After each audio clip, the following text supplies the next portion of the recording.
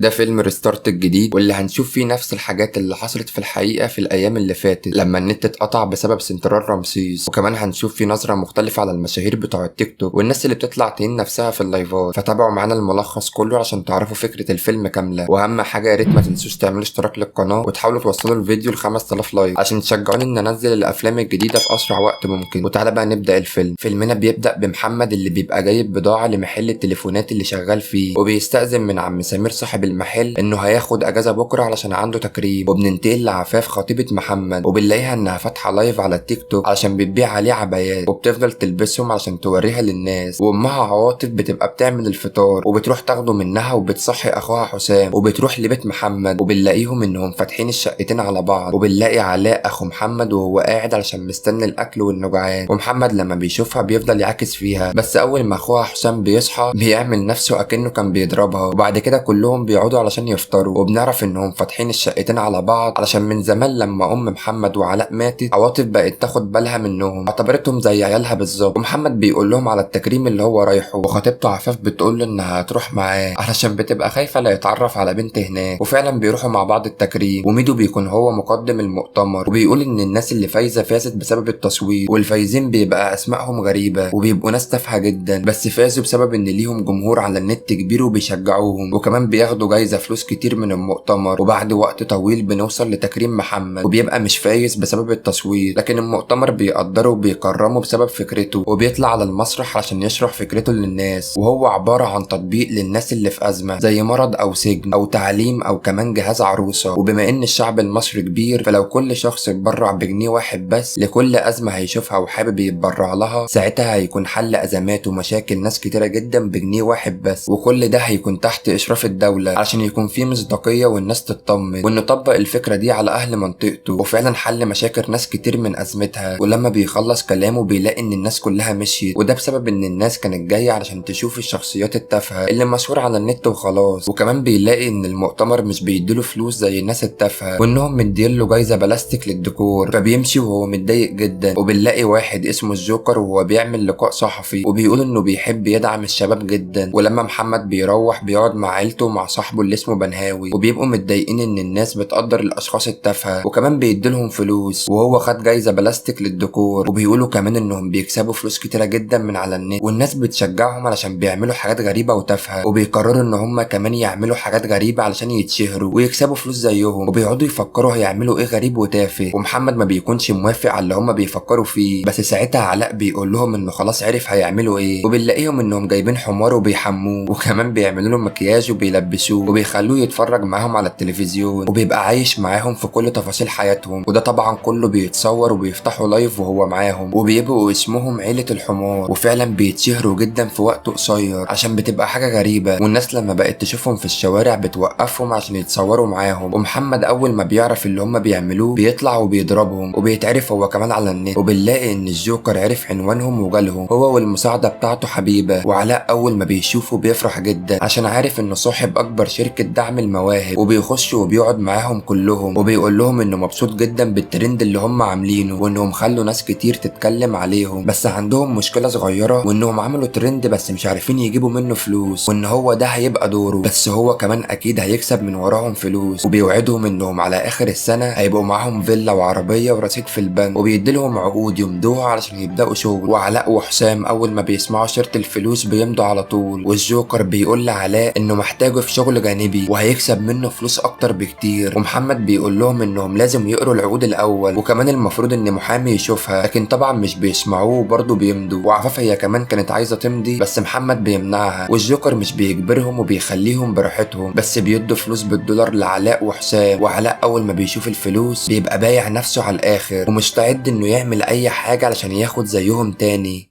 ومحمد بيبقى واقف مع عواطف بالليل وهو متضايق ان علاء وحسام بايعين نفسهم للدرجه دي وانهم مش بيفكروا غير في الفلوس، بس بنلاقيه هو كمان بالليل وهو عمال يفكر وحاسس ان الفلوس هتبدا تغير تفكيره. وطبعا عفاف هي كمان بتبقى عايزه تمضي. وبعد فتره بنلاقي عفاف ومحمد وهم خارجين وبتقوله انها حبت تتكلم معاه بره البيت علشان ما يعملهاش حاجه لما يعرف، وبتقوله انها خلاص مضت مع الجوكر وبيفضل يزعق فيها بس بيروح هو كمان يمضي معاه عشان ما يسيبهاش لوحدها. وهم قاعدين بيخش عليهم واحد مشهور بيعمل لايفات على التيك توك، وبيبقى هو كمان ماضي عقد مع الجوكر، وبيقول له انه عمل التحدي اللي هو عايزه وهان نفسه وقلع هدومه من فوق في اللايف زي ما هو عايز، بس مش موافق على الطلب الجديد بتاعه وهو انه يقلع من تحت كمان. بس ساعتها بيظهر الوش الحقيقي للجوكر وبيقوم وبيضربه وبيخلي رجالته تاخده وتخليه يطلع لايف بالعافيه ويقلع فيه زي ما هو عايز عشان يطلع ترند والناس تبعت له هدايا في اللايف. وساعتها اكيد الجوكر يكسب، وساعتها علاء وحسام بيوصلوا وبياخدهم على القاعه وبيعرفهم الفتره الجايه هتمشي ازاي، وبيقول لهم ان في واحده اسمها برائع بتعمل محتوى اباحي ومخبيه وشها ومخليه الناس كلها تتكلم عليها، وانهم لازم يعملوا ترند اقوى منها علشان هم اللي يظهروا. واول حاجه ان كل واحد فيهم هيبقى ليه اسم شهره جديد، وانهم هينسوا ترند عيله الحمار ده خالص علشان قرب يموت، وانهم هيعملوا ترند جديد بس في البدايه لازم يغيروا شكلهم ويبقوا محدثين نعمه من طريقه لبسهم، ويبقى في تناقض في كل حاجه في حياتهم. وبرضه بيقول لهم انهم يحاولوا بكل الطرق يتصوروا مع مشاهير علشان جمهور المشاهير يعرفهم، وبيقول لمحمد وعفاف انهم ليهم ترند مخصوص ومختلف ليهم هم لوحدهم، وبياخد معاهم صوره قبل ما شكلهم يتغير، وفعلا بيبدا يغير في شكلهم ولبسهم وكل حاجه فيهم، وكل واحد بيبقى بشكل مختلف على حسب شخصيته الجديده. وبعد ما بيخلصوا محمد بيروح يعمل اول طلب واللي هم بيتصوروا مع مشاهير، وبيروح للفنانه شيماء سيف في المكان اللي هي بتصور فيه، وكانوا في الاول مش موافقين بس بعد زن منه بيوافقوا، وبيعمل معاها فيديو تيك توك وبيضربها في الفيديو وبتفضل تتخانق معاه بس بياخد منهم التليفون وبيجري. وبرضه بيروح لليلى علوي وبيفضل يتحايل انه يتصور معاها وفعلا بتوافق وبيتصور. وعفاف هي كمان بتروح لواحد مشهور جدا على التيك توك وبيعمل لايفات، والجوكر بيشجعهم على اللي هم عملوه وبيقول لهم انهم هيروحوا للمرحله اللي بعدها وانهم هيعملوا فيديو كليب، وفعلا بيعملوه والاغنيه والكليب بيتشهر جدا. وساعتها الجوكر بيبدا يظهر معاهم في المؤتمرات المهمه، وبرائع بتبقى لسه هي ترند رقم 1 وهم بيبقوا ترند رقم 2، وبنشوف حسام وهو نازل من عربيه وبيخش حفله وبيبقى بيشرب كتير جدا وحياته بتبقى باظت اكتر. وبنشوف عواطف وهي قاعده لوحدها وحزينه بعد ما كله بقى مشغول في حياته واتنقل في فيلته الجديده، وبنلاقيهم كلهم وهم قاعدين مع الجوكر وبيقول لهم الخطه الجديده اللي هيعملوها علشان يفضلوا في الترند. وبما ان محمد وعفاف لسه مخطوبين وما اتجوزوش فهم هيتجوزوا ويعملوا فرح، بس الفرح هيكون غريب ومتناقض عشان الناس كلها تتكلم عليه ويطلعوا ترند. واول حاجه غريبه ان محمد هيلبس لبس سوبرمان وبيفرح علشان بيبقى لبس رجولي، بس الجوكر بيفهمه انه هياخد حاجه واحده بس من لبس سوبرمان وهي انه هيلبس البوكسر فوق بدله الفرح، وبيبقى طبعا مش موافق بس الباقي كله بيفضل يقنعه لكنه برضه بيرفض وبيقول انه مش هيعمل كده. بس الجوكر بيفكروا ان العقد موجود فيه بند ممكن يحبسوا بيه، فبيضطر انه يوافق وفعلا بيحضر الفرح وهو لابس كده. وعفاف هي كمان بيبقى شكلها غريب جدا وكل واحد فيهم بيعمل حاجه غريبه ومتناقضه، وفعلا بينجحوا انهم يطلعوا ترند بسبب الحاجات الغريبه اللي هم بيعملوها. وبالليل بيشوفوا تعليقات الناس على الفرح وفعلا بيلاقوا ان الناس كلها بتتكلم عليهم. وفي تاني يوم بنلاقي عواطف وهي جايه لهم وبتهزقهم انهم ما بقوش يفكروا في اي حاجه غير في الفلوس، وبتفكر محمد بالمشروع اللي كان عايز يعمله علشان يساعد الناس ويحل مشاكلهم، وانه دلوقتي بقى شخص تافه زي اللي كان بيتريق عليهم. بس محمد بيفهمها انه حاول يرفض بس لقى ان كل اللي حواليه بيشدوه علشان يبقى معاهم، وان عرف ان الزمن ده الفلوس اهم حاجه فيه. بس برضه بتهزقهم وبتقوله انه يروح يزور البنهاوي صاحبه علشان ابنه تعبان، وبتسيبهم وبتمشي. وفعلا بعد كده بيروح للبنهاوي وبيعرف ان ابنه كان بيلعب لعبه على النت فيها عنف واكشن، ودي غيرت سلوكه هو وصاحبه وحبوا يقلدوا اللي في اللعبه ده في الحقيقه. وبيوري له منظره قبل ما يستخدم التليفون والنت، وبنلاقي انه كان طفل هادي وسوي بس بعد ما مسك التليفون واتعود عليه بقى عصبي وبيكسر في كل حاجه حواليه لو بس سحبوا منه شويه. ومحمد بيبدا يحس ان النت فعلا بقى مضر جدا وبيبوظ كل حاجه حواليه. وبالليل لما بيروح بيلاقي ان الجوكر عنده في البيت ومستنيه علشان يقول له على الترند الجديد اللي هيعملوه، بس قبل ما يقول لهم بيديلهم فلوس كتيره جدا علشان ترند الفرح اللي فات وعلشان كمان يحمسهم للي جاي، وبيقول لهم انهم هياخدوا اضعاف الفلوس دي لو عملوا نفسهم انهم اتطلقوا. وفعلا عفاف بيعجبها الفكره بس ساعتها محمد بيستغرب من اللي هو بيقوله وبيرفض، بس الجوكر بيقول انه ممكن يهزر فيها ويقول لها انت طارق بدل طالق وتبقى حاجه تافهه وهزار، بس ساعتها برضه الناس هتتكلم عليها. بس محمد بيقول له برضه انه مش موافق علشان مش هيهزر في حلفان ربنا، فقال له انه هيسيبه يفكر براحته وبيسيبهم وبيمشي. كانت لسه عفاف هتحاول تقنعه بس محمد بيسكتها وبيقول لها انها ما تنطقش وتسكت علشان مش هيعمل كده. كان لسه هيمشي بس بتروح وراه وبتقول له انهم لازم يعملوا كده، بس بيفوقها وبيقول لها انه فعلا بيحبها ومش هيقدر يعمل نفسه انه بيطلقها قدام الناس، وانه اصلا مش هيقدر يقولها، وانهم لازم يبعدوا عن الجوكر عشان هيبدأ يدمر لهم حياتهم، وانها هتفكر في الكلام اللي بتقوله علشان الفلوس بدأت تعميها فعلا فعلا، بس بتقول له مش مهم انها عمتها ولا لا، المهم انها مش ترجع للفقر تاني، وتفضل فاتحه لايف بالساعات عشان تبيع عبايات، وفي الاخر بتكسب ملاليم، وهو كمان بيطلع عينه في محل الموبايلات علشان ملاليم، وانهم دلوقتي بيكسبوا بالدولار من التفاهه، وانه لو عايز يرجع للفقر يرجع هو لوحده، بس هي مش هترجع معاه. وبيقول لها انه فعلا اقتنع بكلامها وهيعمل اللي هي عايزاه، وبيروح يجيب التليفون وبيفتح لايف وبيقول لها انت طالق، وساعتها بيكون قالها بجد مش هزار، فبتفهم انه كده طلقها فعلا، وبتبقى مصدومه انه طلقها بجد، وبيقول لها يا ريت لو كانوا ما مسكوش فلوس، علشان ساعتها كانت حياتهم هتبقى احسن بكتير، وبيرمي الفلوس في وشها قبل ما يمشي، وبيبقى اختار انه يعيش في الفقر بس ما يكونش زيها.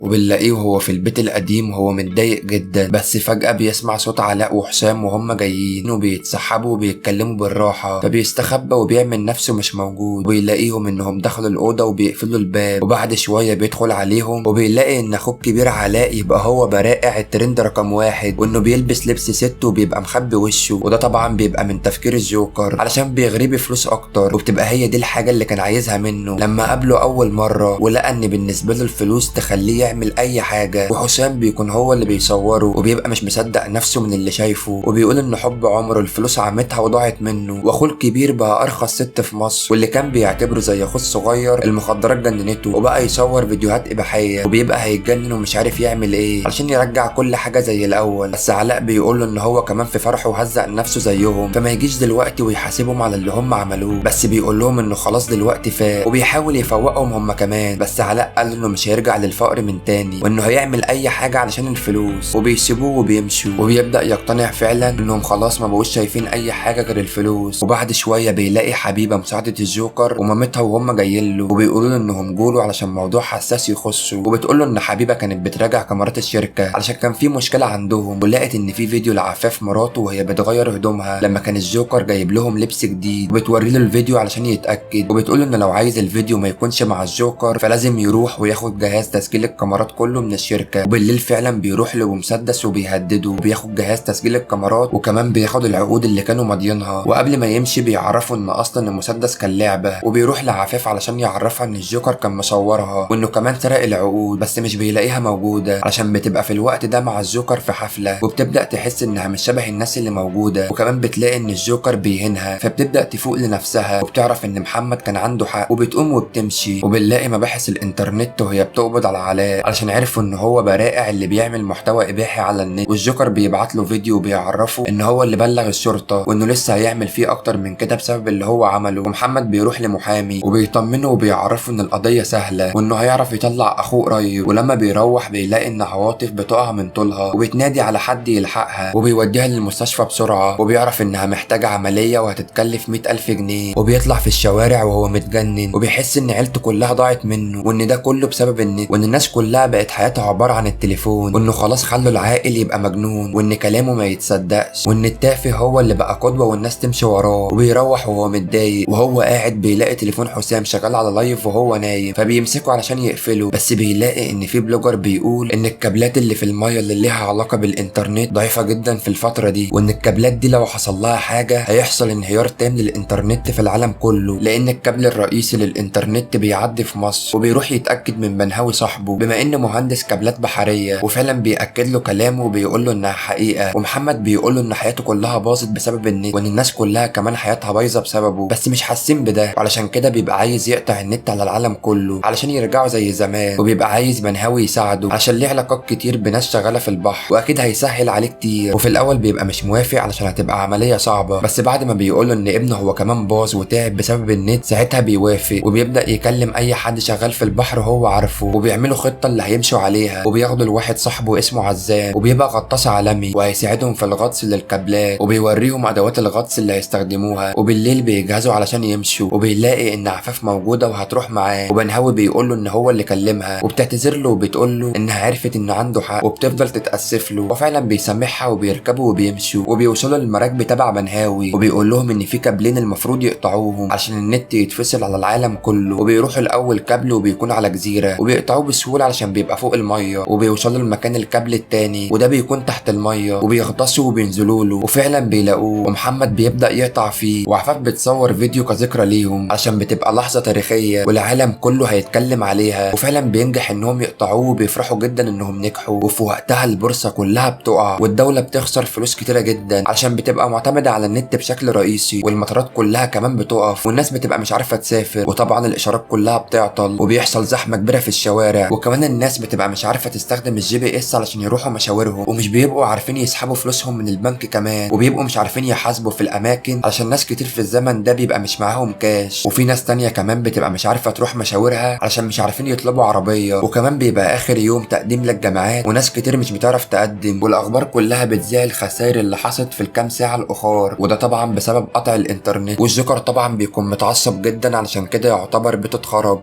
والمحامي بيكلم محمد وبيقول له انه نجح يخرج له اخوه بكفاله 30,000 جنيه، وانه لازم يجيب له الفلوس بكره الصبح علشان الجلسه، وبينزل علشان يسحب فلوس من البنك، وبيوقف تاكسي علشان يروح، بس السواق بيستغل انه مش عارف يطلب عربيه من على النت، وبيطلب رقم كبير جدا ومبالغ فيه على مشوار صغير زي ده، ولما بيحاول بس ينزل في السعر السواق بيسيبه وبيمشي، وبيروح مشي لغايه البنك، ولما بيوصل بيلاقي ناس كتير بره عماله تزعق عشان مش عارفين يسحبوا فلوسهم بسبب ان النت قاطع والسيستم كله واقع، وبيبداوا يكسروا المكنه علشان ياخدوا فلوس، وفي ناس كمان بتستغل الفرصه وبتسرق وسط الفوضى، والناس كلها بتعيط ان بيوتهم ما فيهاش فلوس وعيالهم ميتين من الجوع، ومدير البنك بيبقى مش عارف يتصرف ازاي معاهم، ومحمد بيبدا يحس ان قطع النت مش حل، وانه بالعكس بوظه اكتر بسبب ان كل حاجه في الزمن ده بقت معتمده بشكل رئيسي على النت. ولما بيروح بيقعد مع بنهاوي وعفاف، وبيبقوا عايزين 100,000 جنيه لام عفاف علشان العمليه، و30,000 جنيه علشان اخوه في السجن، وكمان مش هيعرفوا يسحبوا فلوس من البنك، وبينزلوا وبيبيعوا الشبكه بتاعت عفاف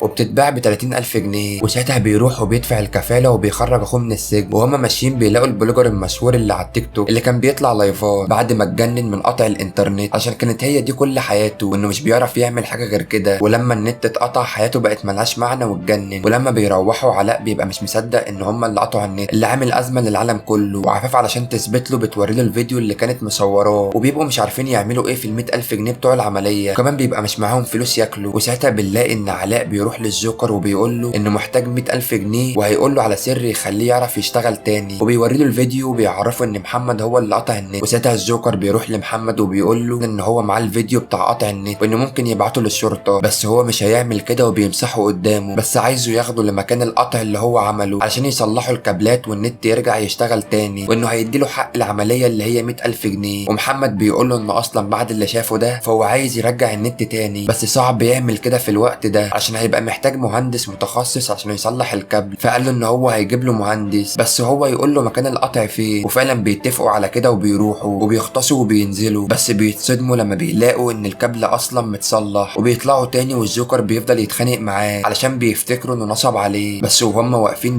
بتحاصرهم وبتقبض عليهم، والظابط بيحقق معاهم، وكلهم كانوا عايزين يشيلوا القضيه مع محمد، بس محمد بيقول له ان محدش ليه دعوه بحاجه وان هو السبب وانه قطعه لوحده، وبيستغربوا لما بيلاقوا ان الظابط بيضحك وبيقول له ان حظه حلو وانهم غلابه جدا علشان هو اصلا قطع الكابل بتاع قريه صغيره، لكن الصدفه ان في نفس الوقت ده كان في عصابه دوليه هي اللي قطعت النت على العالم كله، بس كان في فرنسا واتقبض عليهم. وساعتها بيجي له مكالمه وبيعرف ان الانترنت رجع في العالم كله، والجوكر طبعا بيفرح جدا عشان كده شغله رجع من تاني، والاعلام كله بيذيع الخبر، والظابط بيقول لهم ان صحاب القريه سامحوا في حقهم فمش بيبقى في سبب على وجودهم في الاسم، وبيسيبهم يمشوا. وفي اخر الفيلم بنلاقي ان الدوله وافقت تنفذ التطبيق اللي محمد كان عايز يعمله، وكمان بنلاقي ان عواطف اتجوزت الجوكر عشان يبقى ترند جديد. وبس كده فيلمنا خلص. فلو كملت الفيديو لحد هنا فياريت تعمل كومنت بالايموجي اللي انت شايفه على الشاشه ده عشان بس اعرف كام واحد كمل الفيديو لحد الاخر. ولو حابب برضو تعمل كومنت على فكره الفيلم عامه وتقول انت من انهي تفكير اللي فعلا بيبقى كاره النت ولا شايف ان النت بقت حاجه اساسيه دلوقتي ومش ينفع نستغنى عنها، خصوصا كمان اللي احنا شفنا كل الحاجات اللي في الفيلم في الحقيقه في اليوم اللي كان فيه الحادثه بتاعت سنترال رمسيس. وبس كده فعامه يعني يا ريت لو الفيلم عجبك تعمل لايك وسبسكرايب للقناه اللي هو اشتراك يعني، وتفعل زر الجرس اهم حاجه عشان لما انزل فيديو جديد يجيلك اشعار بيه. ويا ريت فعلا تقدر التعب ده وتعمل لايك عشان ده بيفرق معانا جدا وهيحمسنا ان احنا ننزل فيديوهات اكتر واكتر. وبس كده نشوفكم في فيلم جديد